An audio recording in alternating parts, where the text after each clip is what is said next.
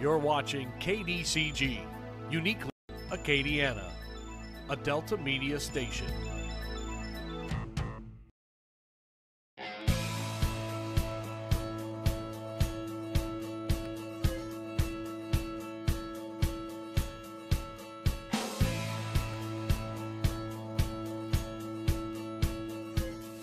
Right here, right now, it's LA South. I'm Pamela Kay, and today's guests are from the Zoo of Acadiana. We've got Lindsay Ezell, who is the Education Director, and George Oldenburg, who is the zoo's owner. And it is a jungle out there, and if you want to know what I'm talking about, stay with us.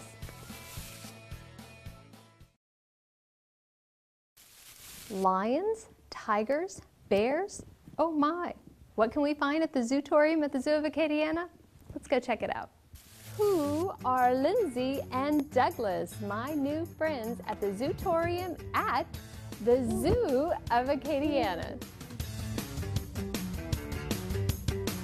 So this is Scully, he's a scarlet macaw. These guys are found in South and Central America. And what a lot of people know about parrots is how smart they are. So they're very trainable animals. And Scully here is already trying to show off. So why don't you go ahead and wave? Can you wave? Good boy. I'm giving him a peanut here. It's one of his favorite snacks. But these birds usually travel in large flocks, usually about 30 or 40 individuals. So if anyone ever has an opportunity to go to South or Central America, it's really pretty to see them fly together in huge flocks. These guys have yellow in their wings, which is how you can identify this type of red macaw from others.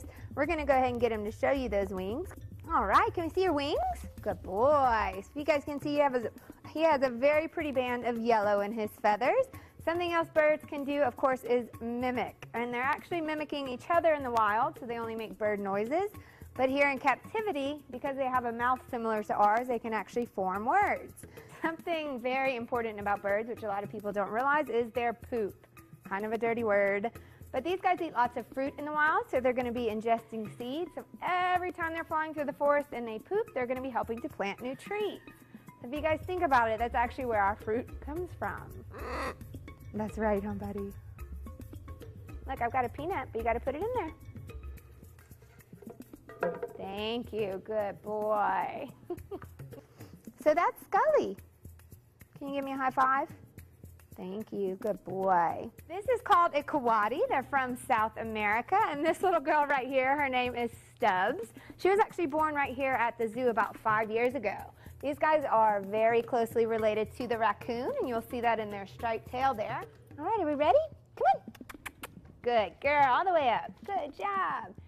They have extra flexible ankles, which they can actually turn backwards and climb down trees head first.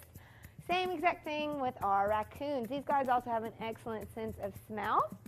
And they like to eat things like scorpions and spiders, which can actually be pretty dangerous to them. So they always kill them first. And they take the thick pads on the bottom of their feet, and they'll roll them out like pizza dough, or if you're playing with Play-Doh, to crush it first. Once it's nice and crushed, then they'll actually swallow it. We get to see her use this technique with stinging caterpillars, so the ones with black spines all down her back. She and her brother go for extra walks during that time of year to help us eliminate them throughout the zoo, so they're very useful to have around. This is Douglas. He's a Eurasian eagle owl. These guys are found throughout northern Europe, Asia, as well as parts of North Africa. They're the largest species in the world, and he's actually a young male. He's only a year old, and it's typically the female owl that can be almost a third larger than the male, and that goes for all species. So you could easily find one about twice the size of Douglas here, because he's still pretty small. And he has a wingspan of about 5.5 feet, where the female can have a wingspan of up to 7 feet. And these guys are built for the cold temperatures. They're usually found around mountainous areas. And so you'll see they have feathered feet. You won't find any of our raptors here in Louisiana with feathered feet because it just doesn't get cold enough. Of course, owls are known for being able to turn their heads. And they can turn it 270 degrees in both directions. So he can sit up in a tree and see all the way around him without having to move. And you guys can see he's got a bit of a heart-shaped face. And what that does is it channels sound straight to his ear. It's called a facial disc, and it helps him to hear really well. They do have great eyesight, but they often hunt based just on sound. And that's, of course, because they're nocturnal. And they're also capable of what is called silent flight. They've got cones built into the tips of their wings that absorb sound, so they can fly silently, and their prey never hear them coming. I know you're enjoying the Zootorium. There's more to come. We'll be right back. Let's continue our safari at the Zoo of Acadiana at the Zootorium.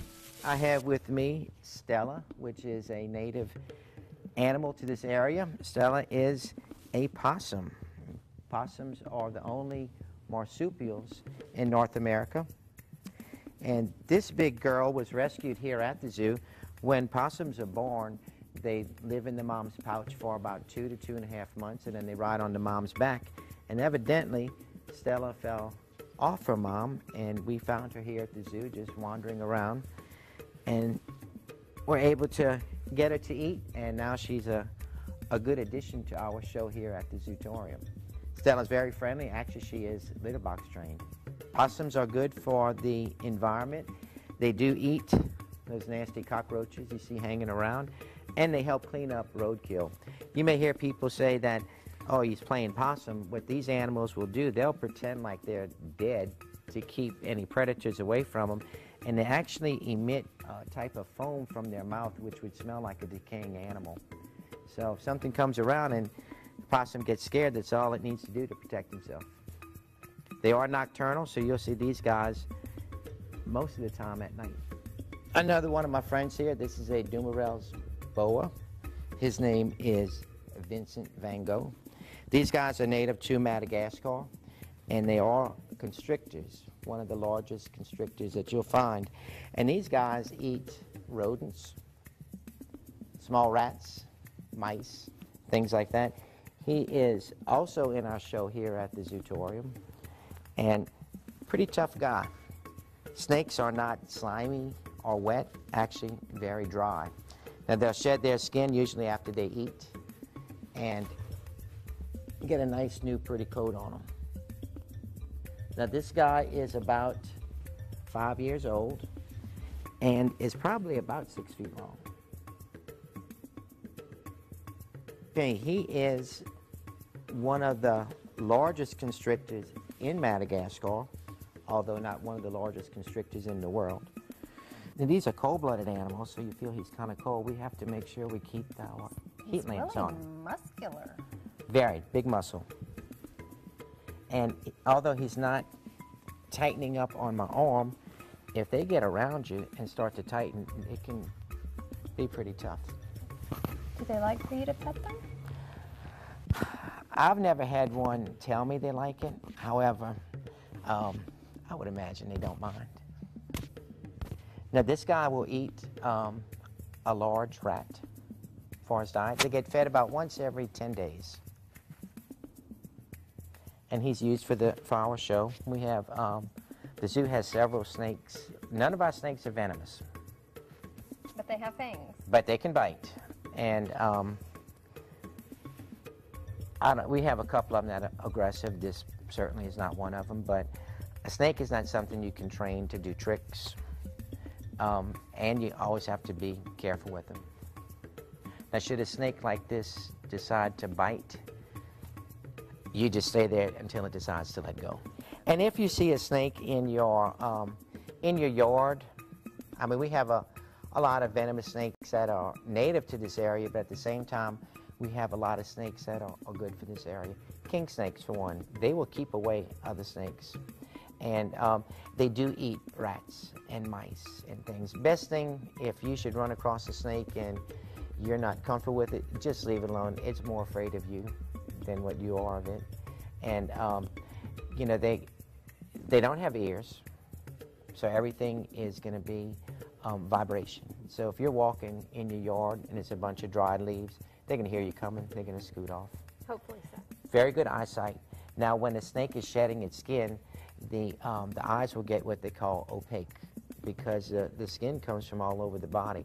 So when it's shedding and the eyes are opaque, it doesn't know what's coming around them. So they might be a little bit more aggressive, you know, at that point, because they're not sure if it's something that's going to try and hurt them or whatever. So if you see a snake and the eyes look real milky, if you're that close to it, it's probably not going to happen. But they're not bad for the environment, and like I said, they do keep away. They do eat a lot of rodents. Right above me, we have our dear friend Persia. Persia is a serval cat, and serval cats were native to all of Africa at one time, but they were hunted quite a bit, and the only place you can find them in the wild would be in South Africa. Serval cats are the fastest cat next to the cheetah. They can run about 55 miles an hour, and these cats right here can certainly jump real high. They hunt rodents, they eat birds. They can jump as high as 16 feet in the air to capture a bird.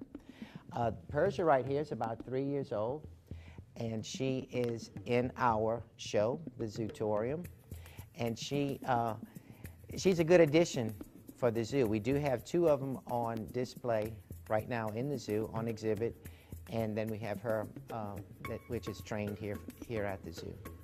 Persia is very active, and she's actually small for the type of cat that she is. She weighs about 20 pounds. The males are much larger. Remember, the Zoo of Acadiana, the Zootorium, takes school groups, church groups, educational groups, governmental groups, whatever group you belong to. You need to come and visit the Zootorium, and we'll be right back. Today, LA South. Well, we are considered in an area called Hollywood South here in Louisiana, so we want to pay special tribute to Ian Fleming's James Bond. It is his 50th anniversary with the James Bond series. Whew, James Bond, he just couldn't resist those women. Well, he did have trouble with one. He fell hard for one named Tracy. That was the only one that he married, but she didn't live to the end of the show. A little scary. So 007, Daniel Craig's taken Sean Connery's place, and Roger Moore and all the other James Bonds in between. I'm not sure which one is your favorite. Sean Connery, though, I do have to say, yeah, he's my all-time favorite. But for most people here lately, Daniel Craig has kind of usurped him in that list. Now, as far as the ladies go, if you're looking for the #1 lady of all time from all the James Bond movies, Ursula Andress and Dr. No playing Honey Rider. There's another one of those great names. She's the #1 beauty of all time. But Halle Berry comes in second place. And if you really look at the pictures next to one another, they're wearing a very similar bikini. So I wonder if that has anything to do with it, or maybe just the fact that they're both beautiful, sexy women. One of the most notable themes that people associate with James Bond movies is the music, especially the opening theme songs. And you've got people like Paul McCartney, Duran Duran, Carly Simon, Sheena Easton, and their songs have become #1 hits. Right now you've got Adele with Skyfall, the latest James Bond movie. And these are songs that really just become synonymous with the James Bond franchise. Ian Fleming tells a great story about his first 5 novels. In it, he had James Bond with a Beretta 418, but he had one of his fans write to him and say, you know what, that's a lady's gun. James Bond should not be using a lady's gun. Now, there shouldn't be any differentiation between what's a male and what's a female gun, but Ian Fleming took the guy's word into consideration, and he said, you know what, I think 007 needs to have, a Walther PPK, and that became the gun we all associate with Agent 007.